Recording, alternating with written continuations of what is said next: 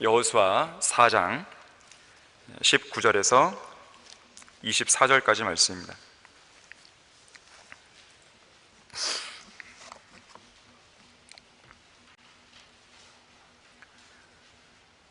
백성이 첫째 달 10일에 요단에서 나와 여리코의 동편 경계에 있는 길갈에 진을 쳤더라. 그들이 요단에서 취한 그 돌 12를 여호수아가 길갈에 세우고 이스라엘 자손에게 일러 말하기를, 훗날 너희 자손이 그들의 아비들에게 물어 말하기를 이 돌들이 무슨 뜻이니까 하거든 너희는 너희 자손들로 알게 할지니 이스라엘이 이 요단을 마른 땅 위로 건너왔다 하라. 주 너희 하나님께서 너희 앞에서 너희가 건널 때까지 요단물을 마르게 하셨으니 이것은 주 너희 하나님께서 우리 앞에서 우리가 건널 때까지 홍해를 마르게 하셨던 것처럼 하신 것이라. 이는 땅의 모든 백성으로 주의 손이 강력하심을 알게 하려는 것이며 너희로 주 너희 하나님을 영원히 두려워하게 하려 함이라 하더라. 설교를 위해 기도하도록 하겠습니다. 감사하신 주 하나님 아버지, 저희들이 과연 무엇이 간데 이렇게 큰 복과 자비와 은혜를 베풀어 주셨습니까? 참으로 우리는 그러한 것들을 받을 자격이 전혀 없는데 주님께서는 우리들에게 그런 풍성한 것들을 마련해 주셨습니다. 다만 우리가 그러한 이 풍성한 주님의 사랑과 자비와 은혜를 경험한 사람들로서 우리의 남은 생을 오직 주님을 위해서 기꺼이 우리의 몸을 드리고 또 주님을 위해서 신실하게 우리가 살아갈 수 있도록 도와주실 간구드립니다. 이 시간 선포된 이 말씀을 통해서 다시 한번 우리의 마음의 상태를 돌아보게 해주시고 주님으로부터 멀어진 부분이 있다면 다시 한번 밀착하고 또 주님께 가까이 다가설 수 있는 계기가 되게 해주십시오. 주님께서 우리가 지금까지 걸어왔던 길을 쭉 인도하시고 지켜주셨듯이 또 앞으로도 그렇게 해주실 것인데 우리가 온전히 주님만을 신뢰하는 가운데 우리에게 맡겨진 이 모든 사역들을 온전히 감당해 나갈 수 있도록 도와주실 간구드립니다. 이 시간을 복주시고 모든 지혜로 함께 해주셔서 오늘 이 설교 내용이 우리 각자에게 강한 도전과 또 다시 한번 주님께 헌신할 수 있는 그런 계기가 되게 해주십시오. 모든 걸 주님께 의탁드립니다. 주 예수 그리스도 이름으로 기도했습니다. 아멘. 오늘 설교의 제목은 길갈에 세워진 기념물입니다. 길갈에 세워진 기념물. 당시에 이스라엘 백성이 길갈에 기념물로 세운 물건을 보니까 큰 돌들이었습니다. 요단강 한가운데서 가져온 12개의 큰 돌이었어요. 여호수아 4장 8절 말씀을 보십시오. 이스라엘 자손이 여호수아가 명한 대로 행하였으니 주께서 여호수아에게 이르신 그대로 이스라엘 자손의 지파수대로 요단 한가운데서 돌 12를 취하여 그들이 유숙하는 곳으로 메어다가 내려 놓았더라. 그러니까 이 요단강을 건너는 이 백성들이 이 강에서 다 빠져나오기 전에 이 제사장들이 서 있던 그 요단강 한가운데로 가갖고 커다란 돌 12개를 메고 나왔어야 되는 것이죠. 그리고 그날 밤 그들이 야영하게 될 장소인 이 길갈에다가 갖다 놔야 됩니다. 이를 위해서 5절에 보니까 이제 각 지파에서 한 사람씩 선별이 되었고 12명이 나오게 됩니다. 그리고 이들이 각자 돌 한 개씩을 어깨 위에 메고 정해진 장소에 옮겨놨던 것이죠. 자, 어깨 위에 멜 정도라고 한다면 10kg 이상, 최소 10kg 이상의 무게의 그런 돌을 메고 나왔을 것으로 보여집니다. 그런데 이 돌무더기가 바깥에만 있는 게 아니고요, 9절을 보니까 여호수아가 언약궤를 맨 제사장들이 서 있는 그 강바닥, 그러니까 바깥에 땅바닥에만 있는 것이 아니라 그 강바닥에도 12개를 세우는 것을 보게 됩니다. 물론 나중에 이제 요단강 물이 회복이 되면은 이건 잠겨버리겠죠. 그러니까 두 부류의 돌무더기가 기념물로 세워진 것이에요. 길갈 진영 땅바닥 그리고 요단강 한가운데 강바닥에 세워진 것입니다. 우리가 성경을 읽다 보면 이 돌들이 좀 등장하는데 이 돌들을 인격화하거나 의인화해서 표현하는 경우들이 나옵니다. 우리가 믿는 주 예수 그리스도께서는 산돌로 묘사가 되죠. 살아있는 돌, 반석이시죠. 하나님께서 택하신 그런 돌이죠. 귀중한 모퉁이 돌로도 불리시죠. 그리고 건축자들이 버린 돌이다. 또 그분을 믿지 않는 자들을 걸려 넘어지게 하는 돌이다 그랬어요. 그리고 그분을 대적하는 자들 위로 떨어져서 그들을 산산이 부수는 돌이다. 자, 예수님을 돌로 표현합니다. 우리도 마찬가지예요. 살아있는 돌이신 예수 그리스도를 믿는 구원받은 성도들도 살아있는 돌들로서 영적인 집으로 지어져 가죠. 하나님의 거처, 거룩한 성전으로 그리스도의 몸으로서 지어져 가고 있는 것이죠. 그런가 하면요, 이 돌들이 사람처럼 누군가의 말을 듣기도 합니다. 또 누군가의 말을 기억하기도 해요. 그래서 성경에서는 이 돌들이 어떤 중요한 사건에 있어서 증인이 되기도 하고 증거물이 되기도 합니다. 몇 가지 사례를 들어보면 야곱은 이 베델에서 하나님이 나타나시죠. 그리고 그와 말씀하십니다. 창세기 35장에 의하면 그렇게 하나님께서 나타나셔서 자기와 말씀하신 사실을 기념하기 위해 돌 기둥을 세운 것을 보게 돼요. 하나의 증거물이죠. 선지자 사무엘은 어떻습니까? 필리스티안들이 이스라엘 땅을 쳐들어왔을 때 선지자 사무엘을 중심으로 해서 하나님의 능력으로 이스라엘 백성은 승리합니다. 바로 그때 이 선지자 사무엘이 바로 이곳까지 이스라엘 백성을 도우셨다는 증거로 삼기 위해 커다란 돌 하나를 세우고 그것을 에벤에셀이다라고 불렀어요. 에벤에셀. 여호수아는요, 여호수아 24장 27절에 보게 되면 죽음을 앞둔 마지막 고별사를 하거든요. 그때 커다란 돌 하나를 가져옵니다. 그리고 상수리 나무 아래다가 세워놓고 하나님께서 이스라엘 백성에게 주시는 이 모든 말씀을 이 돌이 들었다라고 이야기를 해요. 하나의 증거로 삼습니다. 그러면서 너희들은 하나님을 부인하면 안 된다. 그래서 돌을 하나의 증인으로 내세우는 것이죠. 초림 당시로 와보면요, 예수님께서 나귀 새끼를 타시고 예루살렘에 입성하셨죠. 그때 제자들과 많은 무리가 예수님을 향해 다윗의 아들에게 호산나 그랬어요. 그랬더니 그걸 지켜보고 있던 바리새인들이 저 사람들의 입을 다물게 해주십시오. 제재하잖아요. 그때 예수님 뭐라고 했어요? 저 사람들의 입을 막으면 돌들이라도 소리를 지를 거다. 회개의 침례를 전파한 침례인 요한도 뭐라고 했습니까?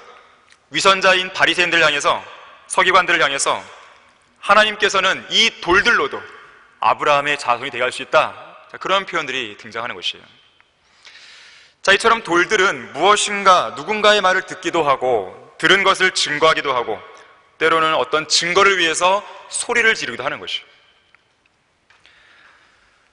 흔히 진화론자들이 이 생물이 진화되었다, 이 증거로 그들이 자주 내세우는 증거물이 뭐냐면 화석이에요. 화석, 석자가 돌석자 아니겠어요? 화석도 일종의 돌입니다. 그런데 이 돌들은 진화의 증거가 아니에요. 오히려 하나님께서 생물을 종류대로 창조했다는 창조의 증거입니다. 창조의 증거일 뿐만 아니라 이 화석은 노아의 대홍수의 강력한 증거입니다. 보통 화석이 생성되려면 오랜 시간이 필요한 게 아니에요. 화석이 만들어질 때 어떻게 만들어지냐면 갑작스럽게 일어난 압력이 가해집니다. 갑작스럽게 일어난. 또 오랜 시간이 아닙니다. 갑작스럽게 일어난 커다란 압력과 퇴적작용이 일어날 때 화석이 생길 수 있어요. 빠르고 신속하게 매몰될 때 화석이 생깁니다. 자, 그것이 언제 생겼겠어요? 노아의 대홍수 때 생긴 거예요. 노아의 대홍수 때 다 생기게 된 것입니다. 그래서 노아의 대홍수 때 갑작스럽게 생물들이 매몰된 증거들이 화석에 등장합니다. 예를 들면 미국 이 와이오밍 주에 가게 되면 호수 이름이 화석 호수예요. 화석 호수. 이 화석들이 대거 발견됩니다. 이곳에서. 그런데 그 중에 어떤 화석이 있냐면 이름이 이렇게 붙었어요. Fish eating fish. 물고기를 삼키고 있는 중인 물고기. 그렇게 죽은 거예요. 그래서 이 물고기는 이제 입 바깥에 꼬리가 삐져나와 있어요. 그래서 안타깝게도 마지막 식사를 다 끝내지 못하고 먹다가 갑자기 매몰돼 버린 거죠. 또 어떤 화석도 있냐면 라스트 서퍼, 최후의 만찬이라는 게 있어요. 이건 뭐냐면 크기가 3.2m 정도 되는 커다란 물고기가 자기보다 작은 물고기를 삼켰어요. 일단 먹긴 먹었어요. 그런데 뱃속에 소화가 안 된 상태에서 그 모습 그대로 보존된 채로 화석이 발견되었습니다. 이 물고기는 이것이 마지막 식사였죠.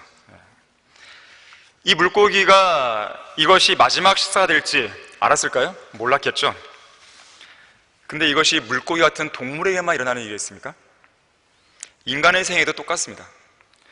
왜냐하면 사람이 존귀에 처해 있어도 깨닫지 못하면 멸망하는 짐승들과 같기 때문에 그래요. 내가 오늘 먹는 이 식사가 마지막 식사가 될지 그걸 어떻게 알겠어요? 사람의 생명을 어떻게 장담해요? 여호수아 정복 전쟁 중에서 여호수아의 군대에게 유일한 패배를 안겨준 유일한 전쟁 하나가 있어요. 패배. 아이성 제1차 전투죠. 왜 패배했습니까? 아칸 때문에. 여리코 성읍에 저주받은 물건을 취하지 말라 그랬는데 아칸이 취해버리죠. 결국 하나님의 명령을 어기고 저주받은 물건을 탐내서 취했다가 자기 가족과 함께 돌에 맞아 죽습니다. 아콜 골짜기에서. 여호수아 7장 26절에 따르면 그 골짜기에 커다란 돌 무더기가 쌓였다 그래요. 돌 무더기. 그 큰 돌 무더기는 우리에게 뭘 증거해 줍니까? 저주받은 성읍을 사랑하지 말라는 거죠. 저주받은 세상을 탐내지 말라는 것이죠. 또한 하나님의 언약과 명령을 무시했을 때 받게 될 하나님의 심판과 저주가 얼마나 큰지를 이 돌 무더기가 증거해 주고 있는 것이죠. 또 성경에는 또 하나의 돌 무더기가 나와요. 압살롬. 아버지 다윗에게 반역해서 왕권을 탈취했었죠. 마지막 이 다윗의 군대를 대항해서 싸운 이 전쟁에서 압살롬이 죽습니다. 사람들은 그의 시신을 큰 구덩이에 던지고 그 위에다가 커다란 돌무더기를 쌓았어요. 럭한 목사님은 이 큰 돌무더기가 우리에게 이런 사실을 증거해 준다고 이야기합니다. 아무리 압살롬처럼 잘생겼고 압살롬처럼 재능도 많고 압살롬처럼 부자이고 압살롬처럼 왕의 아들로서 많은 사람에게 인기가 많은 젊은이라 할지라도 압살롬처럼 자신의 죄들 가운데 비참하게 죽어서 맹렬한 속도로 지옥으로 떨어질 수 있다는 사실을 강력하게 증거한다 그랬어요. 바로 이것이 그러한 사실을 증거해주는 돌무더기였습니다. 자, 우리가 오늘 보고 있는 이 본문에서도 무언가를 우리에게 알려주는 커다란 돌무더기가 한 기념물로서 지금 제시되고 있어요. 이 돌무더기를 본 사람들은 하나같이 이렇게 질문합니다. 본문에 나오지만 이 돌들이 무슨 뜻이니까 묻게 돼요.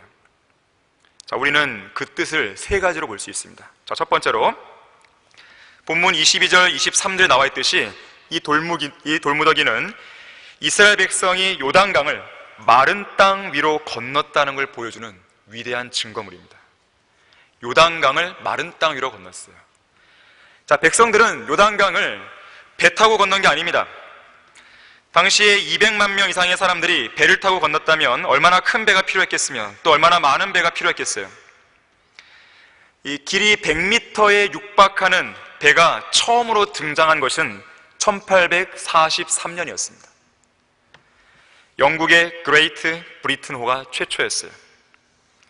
사실 따지고 보면 노아의 방주가 최초예요. 노아의 방주의 길이가 100m 정도 됩니다. 하지만 일반적인 배랑 다르기 때문에 제가 별도로 구분을 합니다. 근데 이 배는 최대 1000명의 인원을 수용할 수 있는 배였어요. 그러면 200만 명을 태우려면 2000척이나 필요한 것이죠. 하지만 당시는 그런 큰 규모의 배가 없었고 또 있었다 하더라도 그런 큰 규모의 배를 어떻게 그런 요단강 조그마한 강에다가 배를 띄울 수 있겠어요? 띄울 수도 없죠. 고작 나루터에 있는 나룻배 몇 개 정도가 전부였을 것입니다. 5명 정도가 탈 수 있는 나룻배, 많이 잡아도 10개 있었을까요? 10개였다고 가정하면 200만 명을 건너게 하는데 각 나룻배당 4만 번은 왕복을 합니다. 4만 번. 자, 만약 그렇게 했다면 그것만큼 더 미련한 방법도 없죠. 왜 그럴까요? 가나안 땅 거민들이 4만 번 왕복하는 동안 가만히 있겠어요?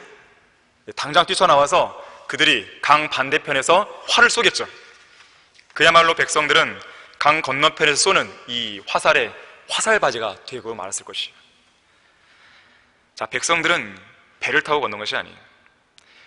과거에 홍해를 건넜던 것처럼 전능하신 하나님의 능력으로 요단강을 마른 땅 위로 직접 건넌 거예요. 강 한가운데 마른 땅에서 들고 나온 12개의 돌이 바로 그것을 입증해주고 있는 것입니다. 자, 그런데 이번에 요단강을 건널 때는 홍해를 건넜을 때보다 더 큰 믿음이 요구가 되었어요. 자, 우리 이해를 돕기 위해서 여호수아 3장 13절 한번 보겠습니다. 당시의 상황을 보게 되면 어떤 믿음이 요구되었는지 알게 됩니다. 온 땅의 주이신 주의 궤를 맨 제사장들의 발바닥이 요단 물속에 내려서면, 물속에 내려서면 곧 요단물은 위에서 내려오는 물부터 끊어지고 그 물은 물 무더기를 이루어 서리라 하더라.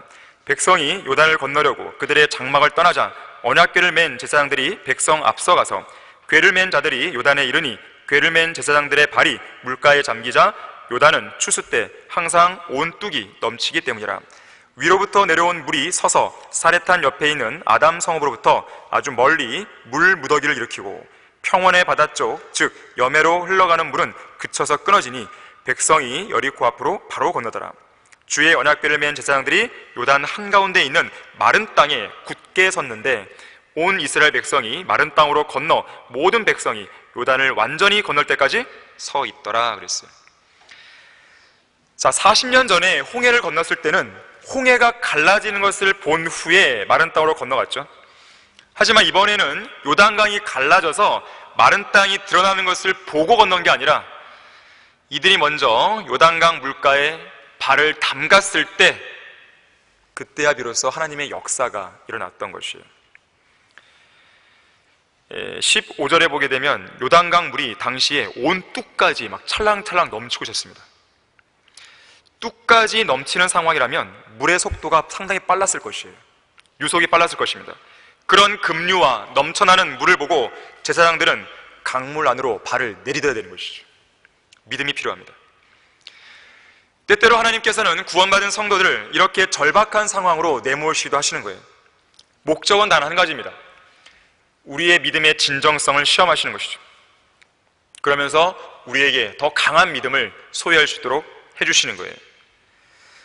다시 말하자면 눈앞에서 펼쳐지고 있는 이 엄청난 상황을 두려워하지 않고 과감하게 믿음의 행보를 내딛기 원하시는 거예요. 내딛지 못하고 멈칫하면 하나님의 위대한 능력의 역사를 목격할 수 없어요.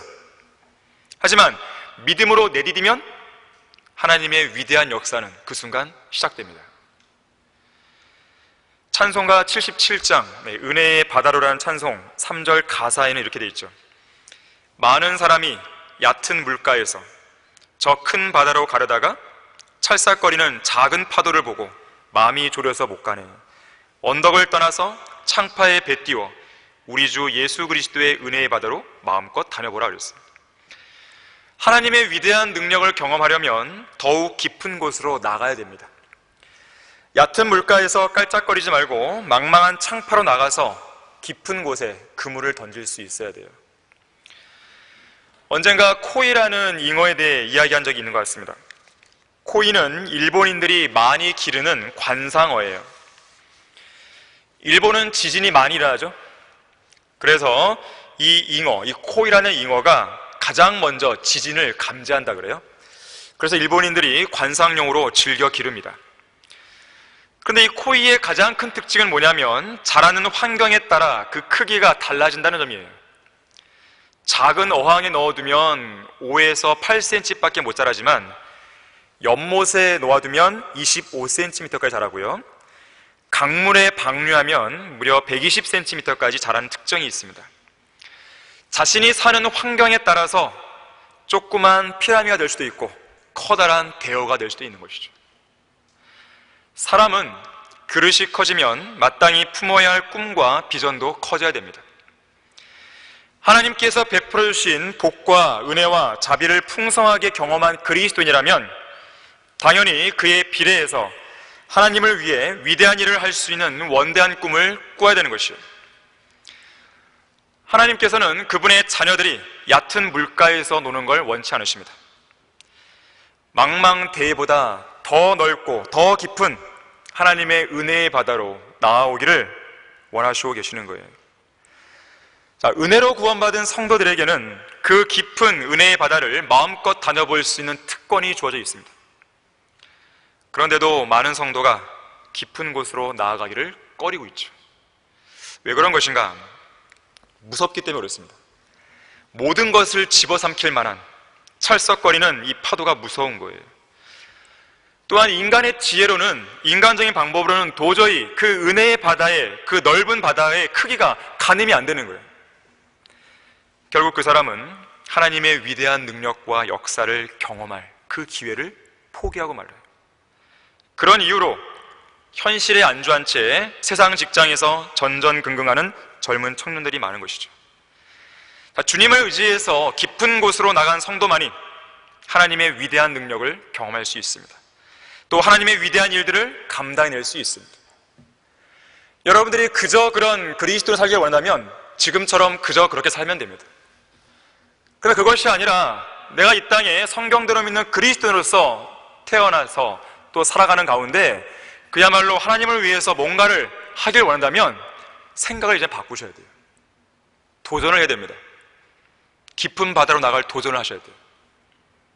그러한 믿음을 여러분들 스스로가 가져야 됩니다. 그건 억지로 누군가 떠밀 수가 없어요. 너 깊은 바로 나가, 밀어올 수가 없어요. 자기가 한 발짝을 내디뎌야 됩니다. 그때에 하나님이 도와주시는 것이지, 그때에 하나님께서 위대한 역사를 하나씩 보여주시는 것이지, 머뭇거리고 믿음으로 한 발자국 내딛지 않는 성도에게 보여주시는 게 아니란 말이에요. 하나님의 언약궤를 맨 제사장들이 이 범람하는, 유속이 빠른 이 요단강 물가로 한 발짝 내렸을 때 기적이 일어났어요. 요단강이 갈라진 것은 아니었고 상류에서 내려오던 물이 내려오다가 그 자리에 멈춰섭니다. 그리고 그 위쪽에는 물이 멈춰서면서 계속 물 무더기가 점점 쌓아 올라가죠. 아래쪽은 물이 다 빠져나가죠. 마른 땅이 됩니다. 언제까지 물 무더기가 쌓아 올라가는 것인가? 200만 명 이상 되는 이스라엘 백성들이 다 건널 때까지입니다. 그때까지 언약궤를 맨 제사장들은 가운데에 서 있어야 돼요. 저 멀리는 뭐가 있어요? 물 무더기가 계속 쌓아 올라가요. 언제 무너질지 모르는 그 무시무시한 광경이죠. 믿음이 필요합니다. 이때 저게 무서워서 이걸 포기하고 언약궤를 맨 제사장들이 그냥 먼저 가버렸다고 생각해 보세요. 이제 뭐 게임 끝이죠. 하지만 이들은 본문 17절 보니까 3장 17절에서 굳게 서 있었다고 얘기해요. 굳게 서 있었다. 그냥 서 있던 게 아니에요. 굳게 서 있었다. 믿음으로 주님 안에 굳게 서 있는 그리스도인들의 모습을 생각나게 해주는 대목입니다. 자, 이처럼 길갈에 세워놓은 이 12개의 큰 돌은 하나님께서 요단강의 물줄기를 끊으시고 이스라엘 백성으로 하여금 마른 땅으로 건너가게 하신 이 위대한 역사를 기억하게 해주는 기념물이에요. 이 위대한 기념물은 그 당시의 상황을 목격했던 이스라엘 백성들을 위한 기념물일 뿐만 아니라 이것을 목격하지 못했던 나중에 태어날 후대들을 위한 기념물이 됐던 것이에요. 이처럼 우리 그리스도인들은 하나님께서 우리를 위해 어떤 위대한 일들을 행하셨는지, 얼마나 큰 복을 내려주셨는지 기억할 수 있어야 돼요. 하나님께서 여러분들을 어떻게 구원받게 해주셨는지 기억하셔야 돼요. 하나님께서 여러분들을 어떻게 한글 킹제임성을 알게 하셨는지, 어떻게 성경대로 믿고 실행하는 목자와 교회를 발견하게 하셨는지 기억하고 또 기억하고 되새겨야 됩니다. 우리가 받은 기도의 응답은 무엇이었는지, 위기와 좌절과 절망의 순간에 하나님의 은혜의 보좌로 나아가서 필요한 때에 도우신 은혜를 발견했던 그때를 기억하고 계십니까? 아니면 그때뿐이었습니까? 하나님께서 우리를 위해 행하신 위대한 일들은 무엇이든지 헤아리고 기억하고 찬양하고 간증해야 돼요.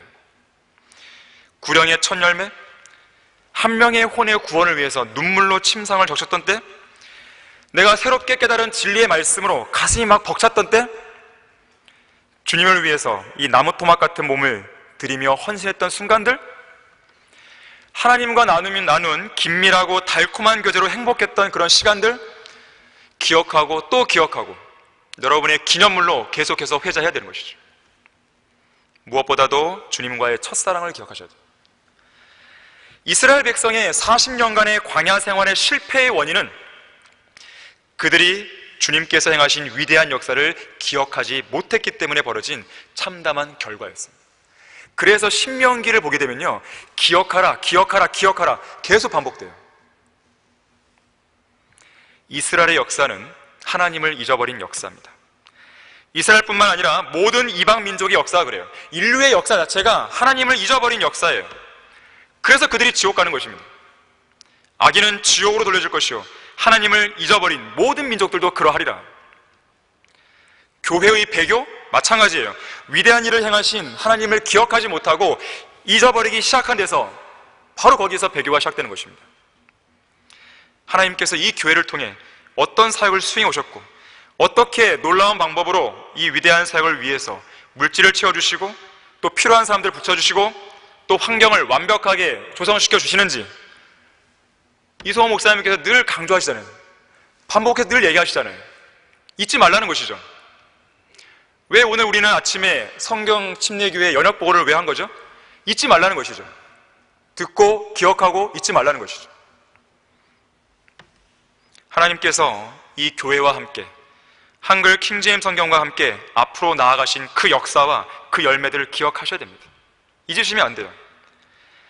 우리 교회가 진지한 기도를 통해서 이루어온 일들을 기억하셔야 돼요. 우리가 매주 수요일마다 새롭게 갱신하고 있는 기도 제목 있잖아요. 들어왔다가 빠지고 들어왔다 빠지고 그게 곧 뭐죠? 기도의 간증이죠. 응답의 간증이죠. 그게 하나님의 역사죠. 똑같은 기도가 계속 무한정 있는 건 아니잖아요. 들어왔다 빠지고 새로워진단 말이에요. 그런 모든 것들이 기도의 응답으로서 우리에게 주어지고 있습니다. 바로 이것이 길갈에 세워져 있는 돌들과 같은 기념물인 것이죠. 이 돌들이 무슨 뜻이니까? 두 번째로 이 돌무더기는 본문 24절에 나오듯이 하나님을 영원히 두려워하도록 해주는 기념물이에요. 이는 땅의 모든 백성으로 주의 손이 강력하심을 알게 하는 것이며 너희로 주 너희 하나님을 영원히 두려워하게 하려 함이라 하더라. 자, 주님의 손이 얼마나 강력했냐면 4장 7절에 보니까 주의 언약궤 앞에서 물줄기가 끊어졌다 그랬어요. 자, 언약궤는 하나님의 임재를 상징합니다. 다시 말하자면 언약궤 앞에서 물줄기가 끊어진 것은 주님 앞에서 물줄기가 끊어진 거예요. 주님 앞을 가로막을 수 있는 존재는 없습니다. 하나님의 말씀을 사랑하고 주님만을 신뢰하는 성도에게는 거칠 게 없어요. 홍해 바다, 요단강 물, 그것이 무엇이 되었든지 간에 주님 앞에서는 물러나야 되고 멈춰서야 되는 것이죠. 그분의 위대한 권위 앞에 누가 감히 대적할 수 있겠어요? 가나안 땅의 어떤 성읍이 이 언약궤의 진군을 가로막을 수 있겠어요? 감히 고개를 못 쳐들죠. 그래서 여호수아 5장 1절에 의하면 그분의 강력하신 이 능력 앞에 성읍들의 그 거민들의 마음이 녹아내렸다 그래요. 녹아내렸다 그랬어요. 두려워 떠는 것이. 주 하나님을 두려워하지 않는 사람들만 손해를 봅니다. 창녀 라합은 주님을 온전히 두려워했기 때문에 구원받을 수 있었던 것이에요. 멸망해가는 여리고 성읍에서. 하나님의 자비하심은 누구에게 주어지는 것인가? 하나님을 두려워하는 사람들에게 주어지는 것이에요. 두려움과 떨림은 문자 그대로 하나님을 실제로 두려워하는 것이에요. 그러한 두려움에서 오는 떨림 그 자체를 말하는 것입니다. 두려움은 단순한 경외심이 아니에요. 경외심을 뛰어넘는 것입니다. 그야말로 오금이 저리고 다리가 후들거리듯이 실제적인 전율 그 자체예요. 마치 이스라엘 백성이 시내산에 있을 때 하나님의 음성을 듣잖아요. 그 음성을 들었을 때 두려워 떨었어요. 그 동일한 권위를 지닌 하나님의 말씀, 기록된 말씀이 우리 손 안에 있단 말이에요. 여러분들은 정말로 하나님의 말씀을 읽고 대하실 때 두렵고 떨리는 마음으로 아주 진지한 자세로 다가서고 있습니까? 아니면 그날 읽어야 되는 분량을 채우기 위해서 그냥 읽고 계시는 것입니까? 하나님의 말씀 앞에 큰 두려움과 떨림으로 다가설 수 있어야 돼요. 진지하게 받아들여야 됩니다. 진지하게 받아들인 성도만이 그 말씀대로 실행할 수가 있는 거예요. 하나님의 말씀에 떠는 성도가 부재한 나라는 곧이어 망국의 길로 들어서게 되어 있습니다. 배교한 이 시대에 유사 이래로 한 번도 경험해보지 못한 이 나라, 이 민족이 그나마 소망을 가질 수 있는 것은 이 땅에 하나님의 말씀에 떠는 자들, 바로 성경대로 믿는 사람들이 있기 때문에 그렇습니다. 이 나라가 아직 건재한 이유는 바로 그것이에요. 여러분은 하나님을 두려워하고 있습니까? 정말로 두려워하고 있습니까? 주님의 명령이라면 내가 어떤 것이라도 순종할 만큼 두려워하고 있는지를 묻는 거예요. 주님의 명령에 어떤 변명이나 어떤 토도 달지 않고 지체함 없이 즉각 네, 알겠습니다, 순종할 자세가 되어 있을 만큼 하나님을 두려워하고 있냐 이거예요. 마땅히 자녀들은 부모에게 그러한 자세를 취해야 됩니다. 부모의 말이라고 한다면 예스라고 얘기하는 것이죠. 노란 거 없을 수 없어요. 주님 안에서 부모가 이야기하는데 자녀가 노라든지 변명한다든지 뭔가를 지체한다든지 삐죽삐죽된다든지 그런 일이 있을 수 없어요. 하물며 우리의 아버지 하나님이신 그분의 명령에 노가 있을 수 있다? 그거는 상상도 못한 일이에요. 여러분 직장에서 직장 상사에게 노를 막 합니까? 남발합니까? 노를? 안 하잖아요. 학교 선생님들한테 노라고 막 합니까? 안 한단 말이에요. 자, 하나님 앞에서 그러한 노는 있을 수 없어요. 죄를 철저하게 증오하고 미워할 만큼 하나님을 두려워하는지를 묻는 것이, 세상에 대해 진저리가 날큰 만큼 하나님이 두려우십니까? 육신의 정욕, 안목의 정욕, 생의 자랑이 지긋지긋할 만큼 하나님이 두려우세요? 사람들을 두려워하지 않을 만큼 하나님을 두려워하고 계세요? 다른 어떤 것도 의존하지 않고 오직 철저하게 주님만 바라보고 주님만 신뢰할 만큼 하나님을 두려워하고 계십니까? 자, 우리 그리스도인들에게 허락된 두려움은 하나님을 향한 두려움밖에 없어요. 다른 건 없습니다. 그 외에는 어떤 두려움도 일체 허용이 안 돼요. 사람을 두려워하면 안 돼요. 사람들의 비웃음 두려워하시면 안 돼요. 조롱, 비웃음, 어떤 불안감을 조장하는 상황들 두려워하시면 안 돼요. 마귀가 우리를 위협하기 위해 사용하는 어떤 분위기 자체 두려워해서는 안 돼요. 자, 하나님께서 우리에게 주신 것은 두려워하는 영이 아니라 능력과 사랑과 건전한 생각의 영이라고 했어요. 내가 지금 하나님 외에 다른 걸 두려워하고 있다면 그건 마귀가 주는 것이에요. 답은 간단해요. 왜냐하면 우리는 하나님만 두려워야 되는 것이기 때문에. 하나님이 아닌 다른 뭔가를 나를 두려워야 한다, 그건 마귀가 주는 생각이에요. 단호하게 그건 쳐내셔야 되는 것이에요. 거기에 대해서 연연할 필요가 없습니다. 제고할 여지도 없어요. 그런 것은 하나님께서 우리에게 주시는 능력과 사랑과 건전한 생각의 영으로 우리의 마음을 채워달라고 우리는 기도해야 돼요. 두려움이 밀려올 때 하나님께서는 마귀의 공격에 대해 두려워하여 뒤로 물러나거나 쓰러지는 성도를 기뻐하지 않습니다. 오히려 그런 공격에도 능히 담대하게 맞서 싸울 수 있는 용기 있는 일꾼을 원하시는 것이죠. 미국이 낳은 제2차 세계대전의 명장 조지 패튼이 이렇게 말했어요. 두려움은 1분간만 더 참으면 용기로 바뀌어졌어요. 이 배교의 시대에 미국이 낳은 믿음의 명장 러크만 목사님은 이렇게 말했어요. 용감한 사람은 두려움을 극복하고 전진하는 사람이다. 두렵지 않다면 용감한 게 아니다. 두렵지 않다면 용기도 필요 없기 때문이다. 두렵지만 그것을 이기고 여전히 앞으로 나아가는 것, 그것이 바로 진정한 용기다 그랬어요. 자, 이러한 두려움을 극복할 수 있는 용기는 기도예요. 어떤 기도인가? 나를 두렵게 만드는 그 요소를, 어떤 사람을, 그 환경을 압도할 수 있는 하나님, 그분께 기도하는 것이, 거기서 용기가 나오는 거예요. 그러한 두려움을 단번에 제압해 버릴 수 있는 하나님을 우리가 온전히 두려워하고 기도할 때 용기가 생깁니다. 자, 우리는 세상이 주는 두려움에 압도당해서는 안 돼요. 오히려 우리가 두려워하는 하나님만을 신뢰함으로써 하나님의 두려움으로 우리가 세상을 압도해야 됩니다. 자, 역대기야 17장 10절 한번 보겠습니다. 남왕국 유다에 여러 아주 훌륭한 왕들이 있었는데 그 중에 한 명인 여호사밧 왕을 한번 봅니다. 역대기야 17장 10절이에요. 당시에 여호사밧 왕이 다스리던 때에 국제 정세가 어땠는지 보세요.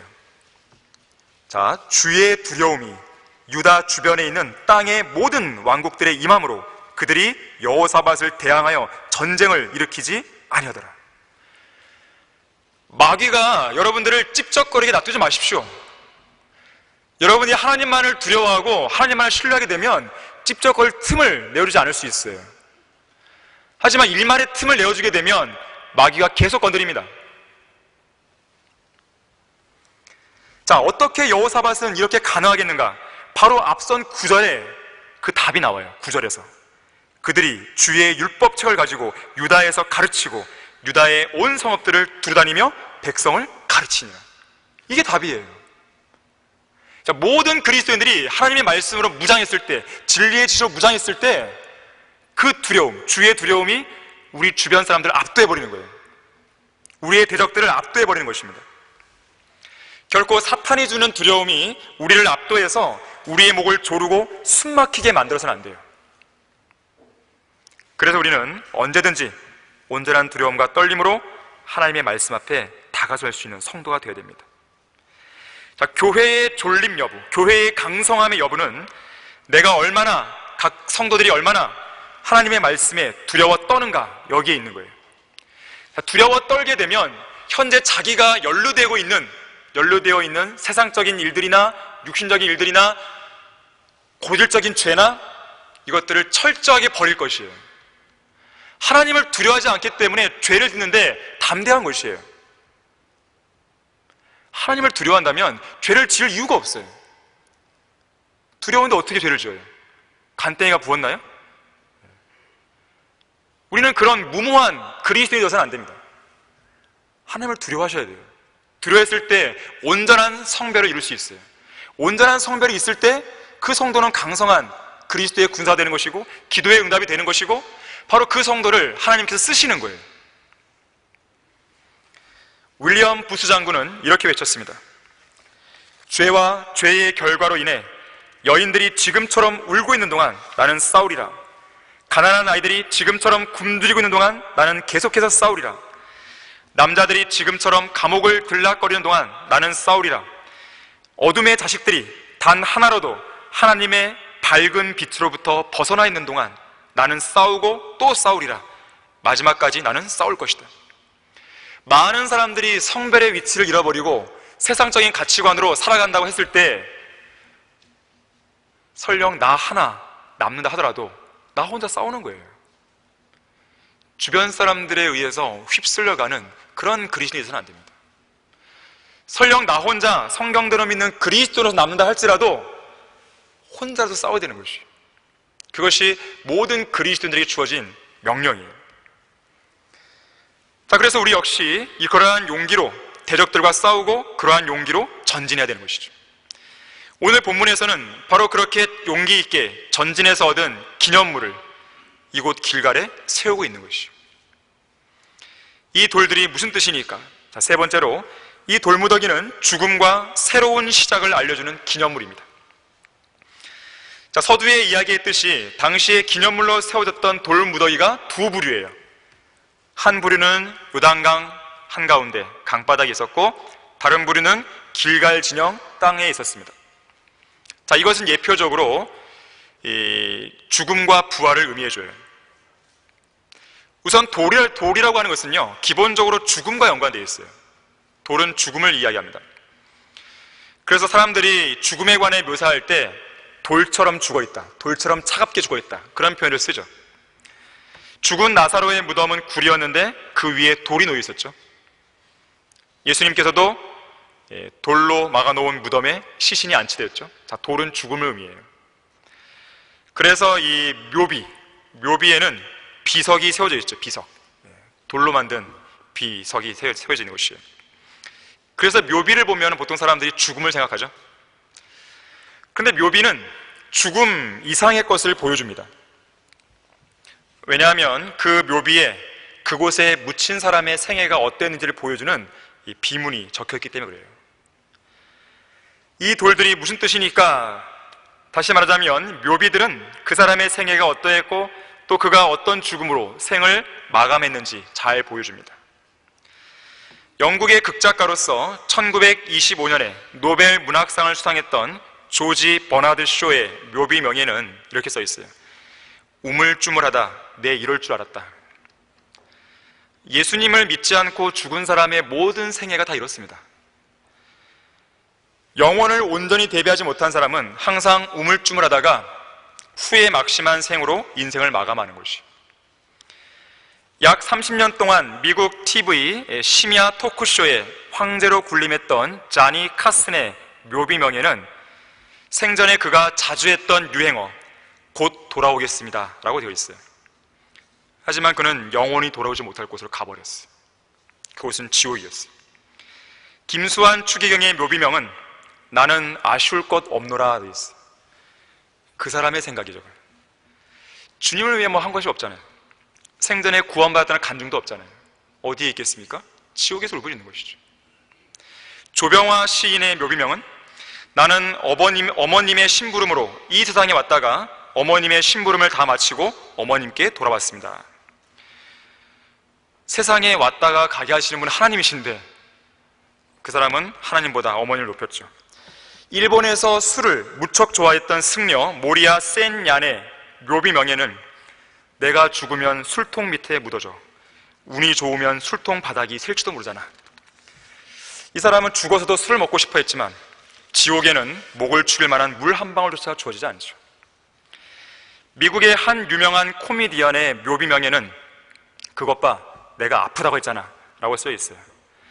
이게 진짜 죽을 만큼 아팠는데 사람들이 그것도 코미디인 줄 알고 아무도 안 믿어준 것이죠. 그야말로 한심한 인생이죠. 미국의 작가 해밍웨이의 묘비 명예는 일어나지 못해서 미안하네 라고 되어 있어요. 우리한테 미안할 건 없죠. 이 해밍웨이는 생전에 혼의 구원에 대해서 걱정하는 것은 멍청이들이나 하는 생각이라고 했어요. 결국 그는 장차 백불화 심판에서 벌레와 같은 몸을 입고 일어날 것이죠. 하지만 최후의 심판을 받고 불못으로 던져집니다. 소위 걸레 스님으로 유명한 중광 승려의 묘비 명예는 에이 괜히 왔다 간다 이렇게 써 있어요. 자, 이것이 세상 사람들의 헛된 생애입니다. 자, 돌은 죽음을 의미해요. 특히 여호수아 4장 9절에서 요단강 한가운데로 가지고 들어가서 세운 이 돌들은 죽음을 보여주는 돌들입니다. 왜냐하면 나중에 요단강의 물이 회복됐을 때 물속에 잠기잖아요. 마치 침례받는 것처럼. 그리고 요단강 밖으로 들고 나온 돌들은 부활을 보여주죠. 부활, 죽음과 부활이에요. 다시 말하자면 새로운 생명이에요. 새로운 시작이에요. 부활을 통해 생명의 새로움 가운데서 새롭게 행하는 것이에요. 그래서 생명의 새로운 인생 속에서 부활의 소망을 갖고 살다가 죽은 그리스도인들의 묘비명은 앞서 보았던 구원받지 않은 죄인들의 묘비명과는 차원이 달라요. 아도니람 저드슨의 묘비명은 이렇습니다. 1788년 8월 9일 출생, 1850년 4월 12일 세상을 떠남. 멜드는 그가 태어난 곳이며 그의 유해는 바다에 묻혔다. 그의 영원한 기념은 회심한 버마 사람들과 버마어 성경이다. 그의 기록은 하늘에 있다. 차원이 다르죠. 나 같은 죄인 살리신을 작사한 존 뉴턴의 묘비명은 이렇습니다. 한때 아프리카의 노예 상인의 종으로서 무신론자여 방탕자였다가 예수 그리스도의 풍성한 사랑에 의하여 택함을 받고 회개하여 용서받고 그가 오랫동안 없애려고 노력했던 그 신앙을 이제는 전파하도록 임명을 받았다. 라디오 복음 설교자이자 성경 교사였던 M.R. 디안 박사는 묘비에 딱 두 단어를 썼는데 어쩌면 오늘 이 단어를 써요. 어쩌면 오늘. 무슨 말이냐면 이 M.R. 디안 박사는 평생 동안 재림에 관한 설교를 많이 했다 그래요. 그리고 자기의 묘비명을 보는 사람들이 죽음이 결코 그로 하여금 예수 그리스도의 재림을 기다리는 것을 멈추게 할 수 없다는 사실을 보여주고 싶었던 것이에요. 다시 말하자면 몸을 입고 부활하게 될 재림을 소망하며 죽은 것이에요. 비록 죽었지만 지금도 유효한 것이죠. 지금 내가 이 몸이 부활할까? 그 메시지를 남기는 것이에요. 자, 그리스도인의 죽음은 새로운 시작입니다. 오늘 본문에서 요단강을 건넌 이후에 길갈이라고 하는 곳에 위대한 기념물로 12개의 돌을 세운 여호수아와 이스라엘 백성 역시나 지금 새로운 시작을 준비할 찰나에 있습니다. 그래서 여호수아 5장에 가게 되면 이 길갈이라는 곳에서 새로운 출발을 준비하게 돼요. 정복 전쟁을 위한 거점을 삼았고 유월절을 지켰고 특히 이곳 근방에서 주의 군대 대장을 만나기도 합니다. 무엇보다도 길갈에서 할례를 행해요. 할례를 통해서 이집트의 치욕을 굴려버림으로써 새로운 출발을 시작했던 것입니다. 자, 거기 여호수아 5장 9절 말씀 보겠습니다. 주께서 여호수아에게 말씀하시기를 오늘 내가 이집트의 치욕을 너희에게서 굴려보냈다 하시더라. 그러므로 그곳의 이름을 오늘까지 길갈이라 부르니라 그랬어요. 자, 길갈은 굴려보내다예요. 굴려보내다. 당시에 정복 전쟁을 앞두고 있던 이 이스라엘 세대는 출애굽 이후에 광야에서 태어난 세대가 대부분이었기 때문에 대부분 할례를 받지 못한 상황이었습니다. 자, 그래서 언약의 백성이면서도 아직까지 할례를 받지 못한 치욕을 이제라도 할례를 받음으로써 굴려보내기를 원했던 것이죠. 특히 여기서 그냥 치욕 안 그러고 이집트의 치욕 그랬어요. 이유가 있습니다. 왜 그러냐면 언약의 백성인 이스라엘이 할례 받지 않은 이집트인들의 노예로 있으면서 치욕적인 생활을 한 적이 있기 때문이었습니다. 물론 지금은 유월절 어린 양의 피와 전능하신 하나님의 위대한 능력으로 이집트로부터 구속받은 이후의 상황이죠. 그러나 요단강을 건너온 이 백성들이 할례를 받고 있지 않은 이 모습, 할례를 받지 않은 이 상태, 자, 이것은 자기들이 과거 조상들을 노예로 삼았던 할례 받지 않은 이집트인들과 별반 다르지 않은 민족임을 스스로 인정하는 꼴이었기 때문에 그래요. 그래서 그것을 굴려보내기를 원했던 것입니다. 자, 하나님의 언약의 백성이라는 이 정체성을 잃어버리면 언제든지 과거의 치욕을 되풀이하게 되어 있어요. 존 버년의 철로 역정을 보게 되면 이 주인공이 갈보리 십자가에서 무릎 꿇었을 때 그의 어깨 위에 아주 무겁게 짓누르고 있던 그 짐들이 저쪽 무덤 쪽으로 굴러가는 것을 보게 됩니다. 자, 구원받은 성도들은 갈보리 십자가에서 인류의 죄를 제거하기 위해 피를 흘려 죽으신 예수 그리스도를 믿었을 때 모든 죄의 짐을 굴려보낸 사람들이에요. 자, 그럼에도 그런 자신의 정체성을 잊은 채 이집트의 치욕을 되풀이하고 있다면 그것만큼 어리석은 것도 없는 것입니다. 이집트는 세상이에요. 치욕은 거듭난 성도가 마땅히 그래서는 안 될 일로 수치를 받고 모욕을 받고 비난과 책망을 받는 것이죠. 자, 우리는 이미 언덕 밑으로 굴러떨어진 그러한 죄들을 다시 힘들게 굴려 올려서 또다시 그것을 즐기려 하는 어리석음을 범해서는 안 됩니다. 치욕스러운 과거를 되풀이해서는 안 돼요. 그런 과거를 되풀이하고는 성도가 있다면 스스로에게 물어봐야 돼요. 내가 언제까지 이러고 있는 것이지? 언제까지 내가 죄를 짓고 자백하고 이런 생활을 내가 살 거지? 내가 언제까지 세상에 파묻혀 살아야 되지? 물어보셔야 돼요. 이집트의 파라오는 내일 개구리를 치워달라고 했어요. 이집트의 치욕을 굴려보내는 것은 내일로 미룰 일이 아니에요. 1시간 뒤로 미룰 일도 아닙니다. 10분 뒤도 아니에요. 지금 바로예요.